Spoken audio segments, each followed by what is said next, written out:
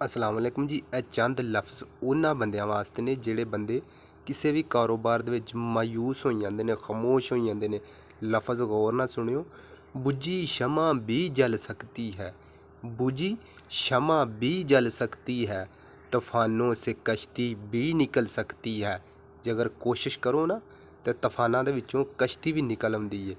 होके मायूस यूं ना अपने इरादे बदल, ऐ इंसान होके मायूस यूं ना अपने इरादे बदल, तेरी किस्मत कभी भी बदल सकती है। तुहाडी किस्मत किदों बदल सकती है ये अल्लाह ताला दी ज़ात नूं पता है, ना तेनों पता ना मैनूं पता है। यार वीडियो अच्छी लगी तो वीडियो नूं शेयर जरूर कर छड़िया करो। तुहाडी मेहरबानी, पैसा कोई नहीं लगता वीडियो शेयर करन दा, ठीक है।